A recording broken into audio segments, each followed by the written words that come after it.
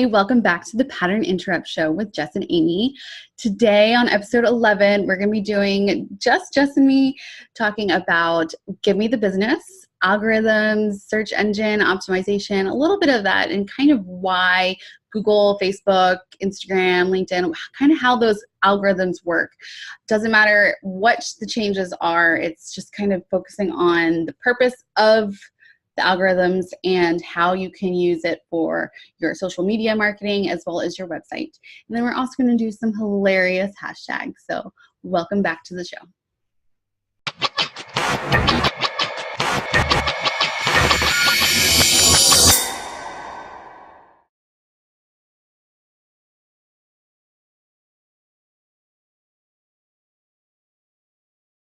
We are talking about, like I said, algorithms and kind of how that plays in with social media marketing and websites and maybe even email marketing. We're not going to go super in depth into this because it's just a short Give Me the Business episode, but some kind of top tips that the two of us have figured out in the combined, over a decade that we have at least combined of working in this. So let's start with you. So being a project manager and all this stuff and not on the website side, what do you commonly see that you think or would be beneficial for people to kind of know about when it comes to algorithms and search engines?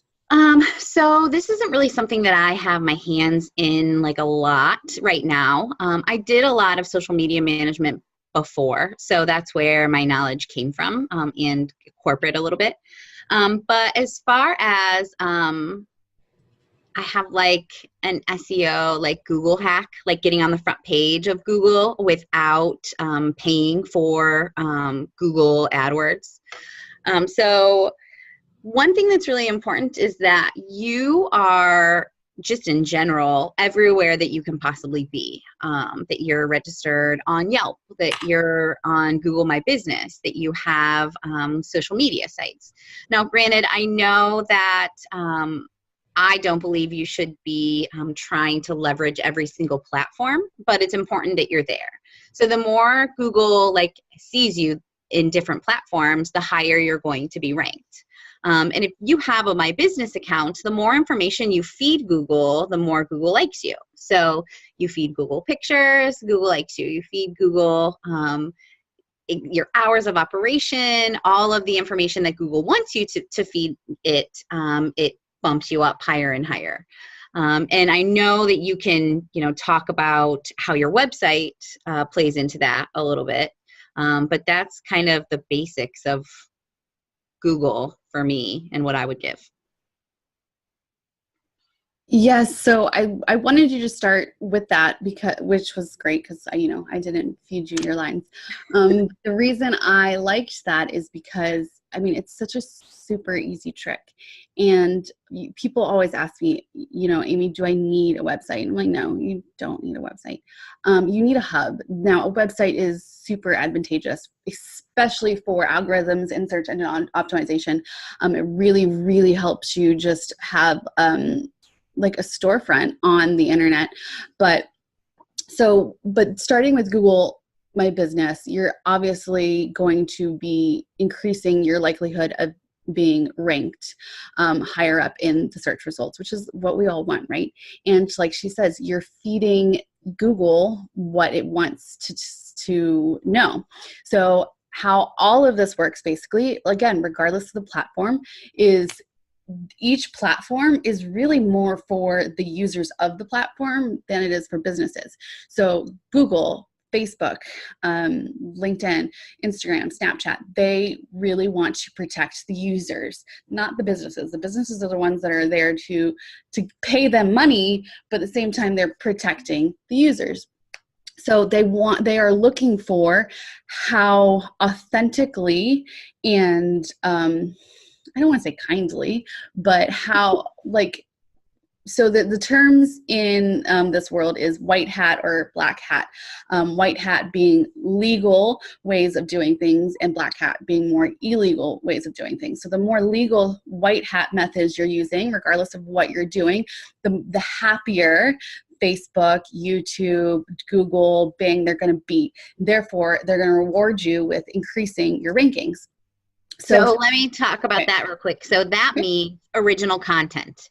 So not having content duplicated, a million places. Yes. Now you may have an elevator pitch. You may have an about you. So that can be duplicated and that can drop your score. So the more original you are, and this is why cookie cutter websites are bad news, because you're not original, and then it's dropping you down. So sorry. Absolutely. No, I'm glad you interjected, because even though my brain was thinking about it, I don't know if I would have circled around to it, because I was actually talking to a client today about duplicate content. So basically you can plagiarize yourself. So if you remember in school, you can't cheat, you can't copy, you can't do all that. You can't plagiarize, right? You probably assigned plagiarizing pledges, but you can, in the eyes of Facebook, Google, all of these, you can plagiarize yourself.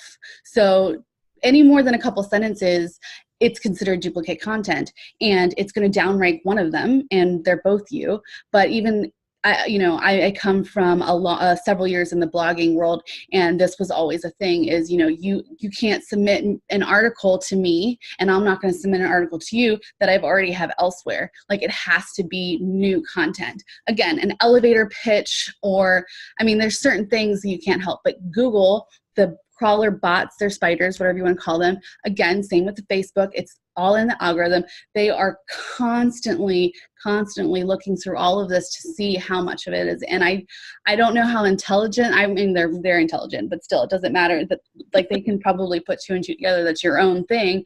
But then, even if they know it's your own thing, but then they're like, okay, but now you're just spamming. Now you're just spamming with the same stuff.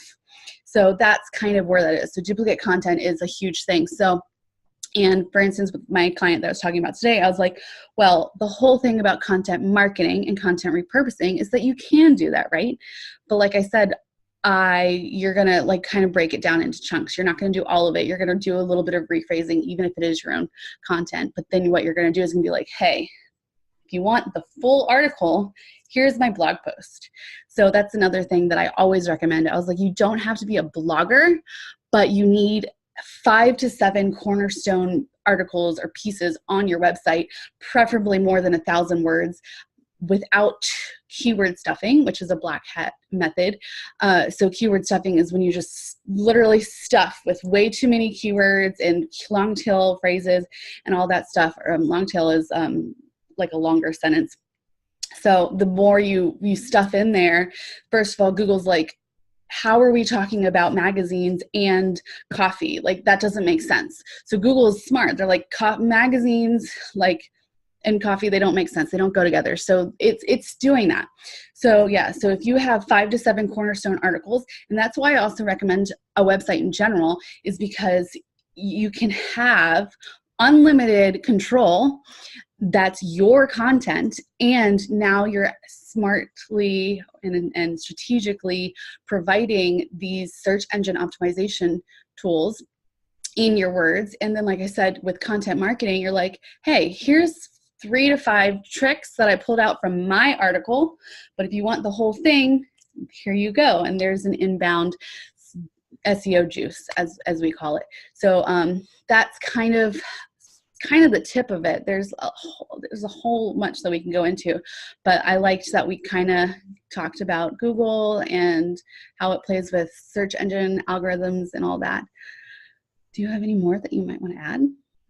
We can talk about Facebook really quick. I think just talking about the order that Facebook likes you. Facebook likes you to, if you feed Facebook certain things, they'll rank you higher in news feeds. So the number one thing, if you go live on Facebook, they're most likely going to show that before they show any other type of post. If you put a video on Facebook, then if you post a photo, which can have copy, and then finally copy, and the worst thing that you could possibly do is link someone off of Facebook by putting a link in the actual post, taking users away from Facebook. Now, again, Facebook wants to protect its users, and they also want to keep them on Facebook. So if you link a YouTube link or your website in your first post, Facebook probably isn't going to like that very much, so they're not going to show it to as many people. Now, if you make it a comment, it's probably going to go up a little bit higher because it's not the featured thing that people are seeing in the news feed. But again, it'll lose traction just because you're sending people off of Facebook. Your thoughts?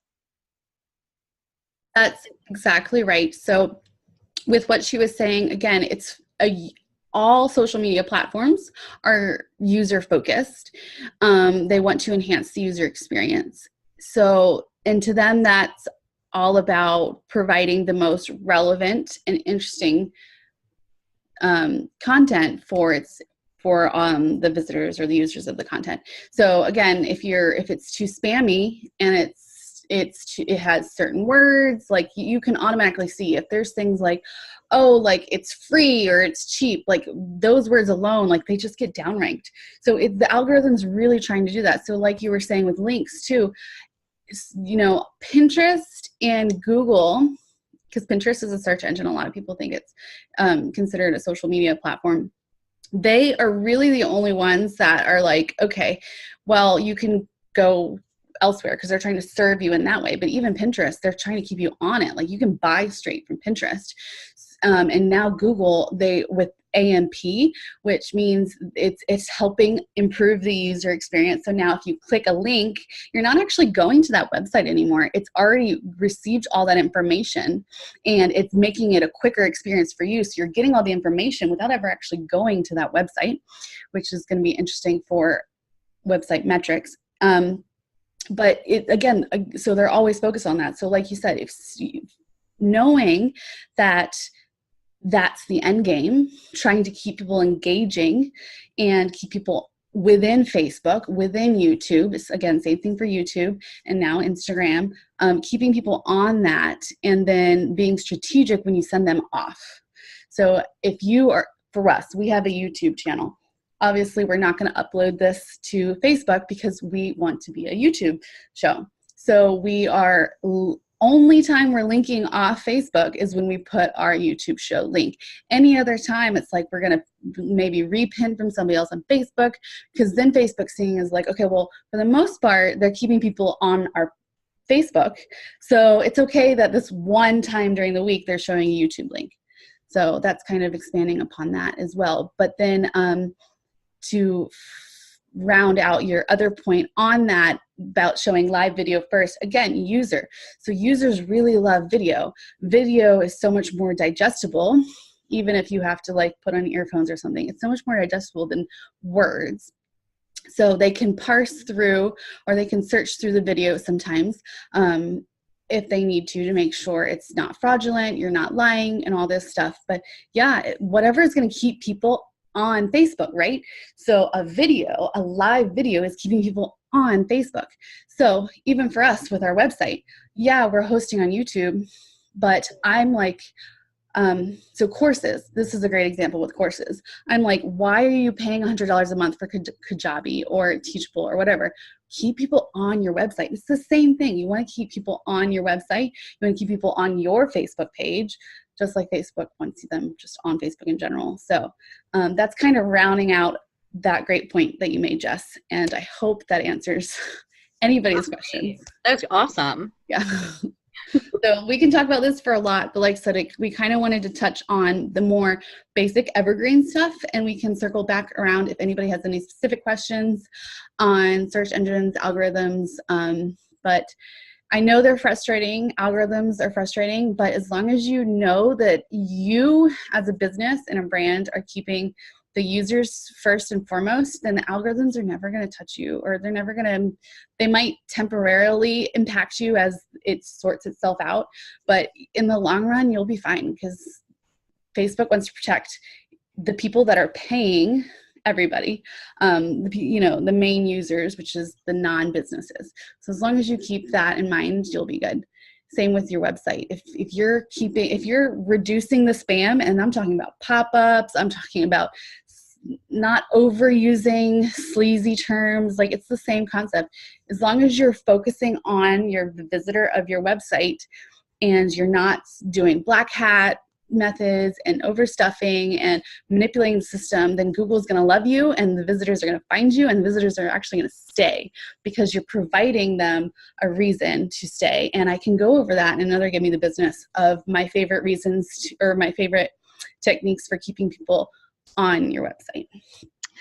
So today on our hilarious hashtag segment, we are just going to read over some really funny hashtags that we found and give you some examples, I think, of them too.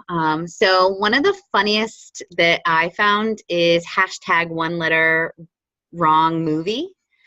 So like, what would happen if you just change one letter in a movie? You could get Jurassic Pork or The Hunger Games. I like that one. I thought it was really cute. Hashtag my sex life in movie titles. Too Fast, Too Furious. Toy Story 1, 2, 3.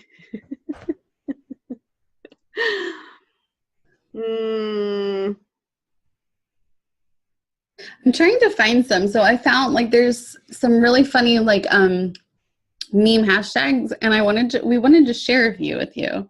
So I'm looking up on Instagram right now, I was recommended hashtag meme slayer, but I've never looked at it before, so we're kind of going through this together. But I think some of my favorite hashtags are just the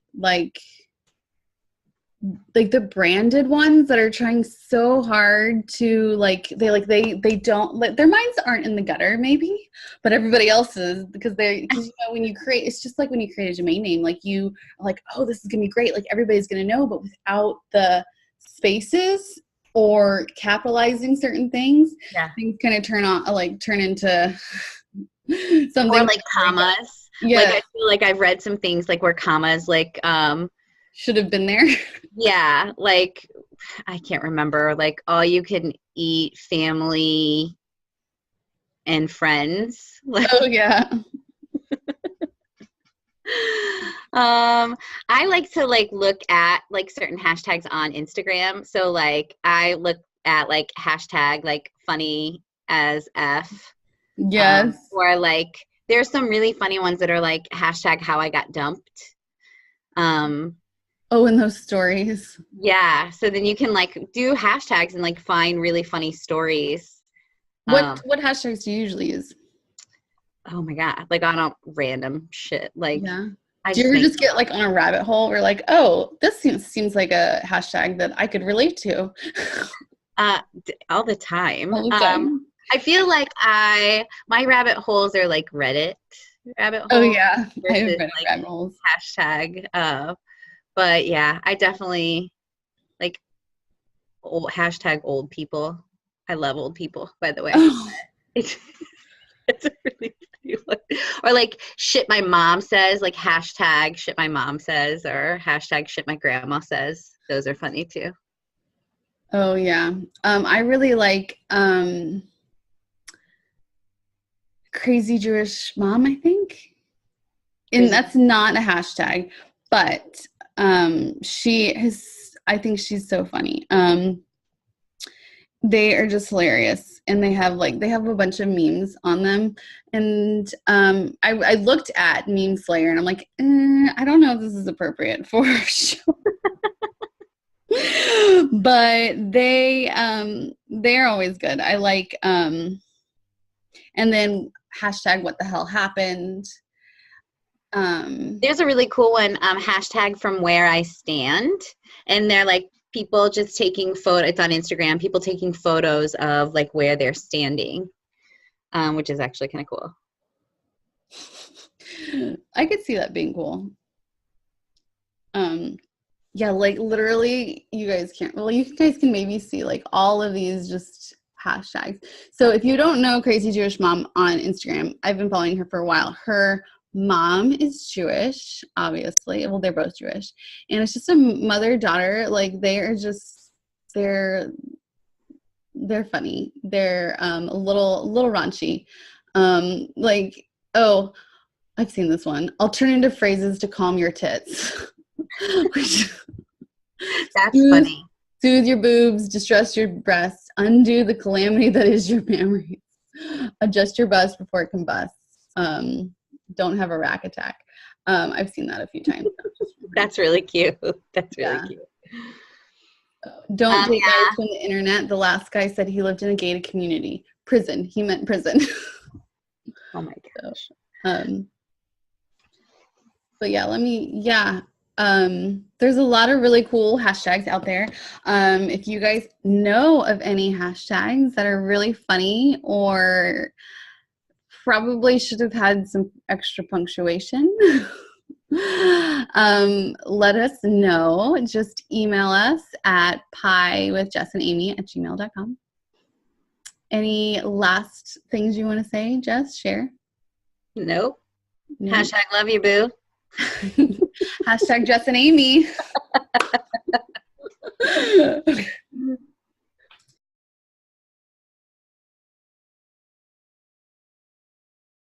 Thank you so much for watching Interrupters. We hope that our SEO algorithm tips can help you.